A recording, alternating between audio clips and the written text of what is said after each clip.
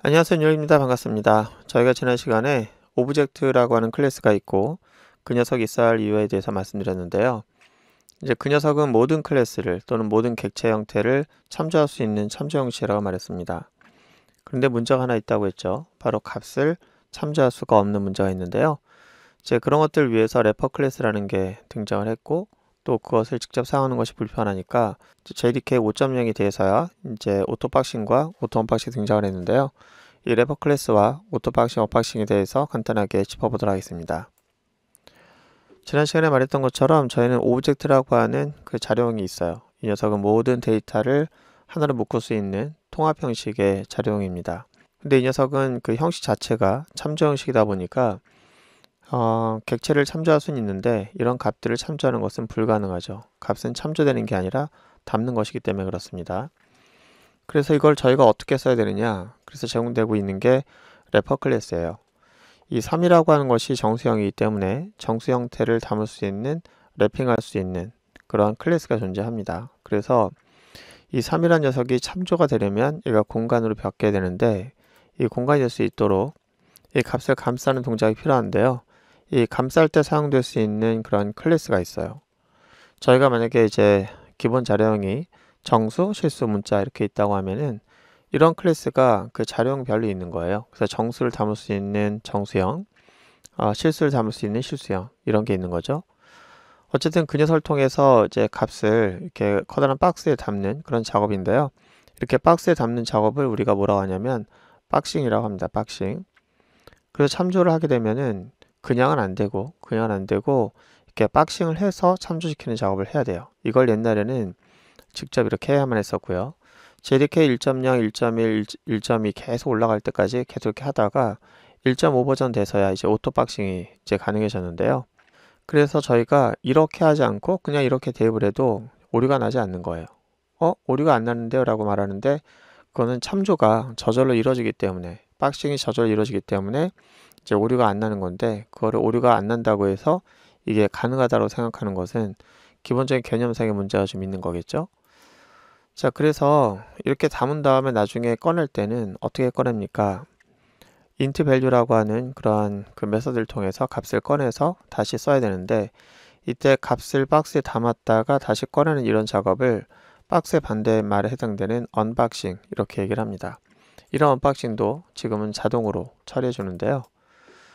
조금 아까 말했던 것처럼 그 기본형들에 대해서 박싱을 하기 위해서 그 기본형의 수만큼 이 박스를 위한 래퍼 클래스가 존재합니다. 얘를 래퍼 클래스라고 하는데 이런 래퍼 클래스라는 녀석은 기본적으로 값을 담았다가 또는 값을 꺼낼 수 있도록 하는 기본적인 공통사항들이 있는데 그걸 위해 준비된 것이 추상 클래스가 있고요. 오브젝트라는 녀석에서 값 형식을 묶어주는 그런 녀석입니다. 근데 이제 스트링 같은 경우에는 기본형은 아니죠. 그리고 얘는 기본적으로 태생적으로 얘는 참조형이기 때문에 이런 박스가 필요 없이 그냥 참조가 가능하겠죠. 자, 이렇게 래퍼 클래스가 존재하고 래핑이 가능하다면 우리는 이제부터 모든 데이터를 다 이렇게 오브젝트형으로 묶을 수 있는 단일한 자료형이 된 겁니다. 그래서 우리는 오브젝트라는 걸 통해서 이렇게 객체라고 하는 것을 담을 수도 있지만 이렇게 값이라는 것도 박스에 감싸가지고 우리가 이제 담을 수 있게 되는 거죠. 자, 그러다 보니까 저희가 값을 이용할 수 있는 변수 형식이 두 가지가 만들어지는데요. 하나는 값 형식, 또 하나는 참조 형식입니다. 이럴 경우에 이 값 형식 같은 경우에는 이 변수는 3을 담는 그릇으로서의 변수고요. 얘를 담는 그릇이 아니고 얘는 박싱이 일어나는 거죠. 박싱이 일어나고 그 박스를 참조하는 그런 변수가 되는 거죠. 이렇게 하는 것과 이렇게 하는 것이 어떤 사람들은 똑같은 거다, 그냥 별칭이다 이렇게 생각하는 사람들이 있는데 절대 똑같은 거 아니고 별칭도 아니니까 이 둘이 똑같이 동작하는 것처럼 보인다고 해서 똑같다고 보시면 안 되겠고요. 저희가 이걸 하게 되면은 내부적으로 박싱과 언박싱 이런 것들이 연산이 자꾸 일어나기 때문에 메모리 공간이라든지 또는 연산에 대한 그런 실행 흐름이 얘보다 훨씬 안 좋겠죠. 가능하면 이걸 쓰는 건데 이제 필요에 따라서는 얘를 쓰는 것도 옵션으로 존재하겠다. 자, 이 녀석은 아까도 말했던 것처럼 이런 작업을 하게 되죠. 그러니까 우리가 이렇게 썼지만 참조가 가능해야 되기 때문에 박싱이 이루어지게 되고 이런 연산이 일어나게 되면 이제 박스가 감싸져서 이를 참조하는 형태로 가게 될 거예요.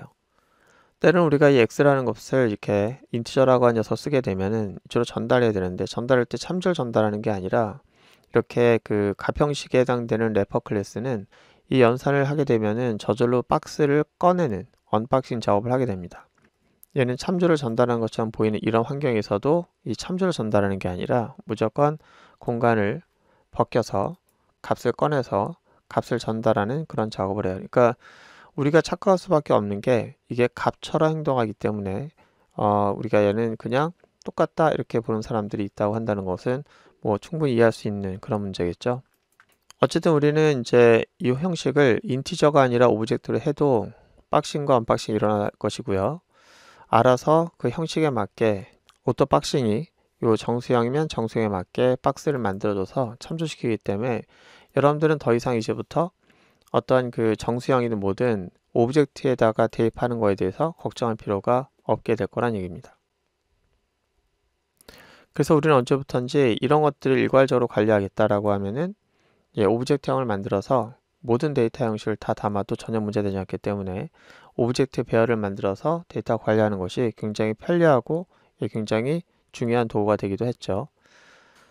그래서 다음 시간에는 이 오브젝트라고 하는 형태로 저희가 모든 값을 관리해보는 간단한 오브젝트 형식의 리스트를 한번 구현해 보고요. 그 다음 시간에는 이 오브젝트가 갖고 있는 또 다른 문제점을 좀 얘기하게 될 거예요. 그러면 자연스럽게 제네릭이라고 하는 녀석의 필요성과 제네릭이 무엇인지에 대해서 알려드리도록 하겠습니다. 오늘 고생 많으셨고요. 다음 시간에 뵙도록 하겠습니다.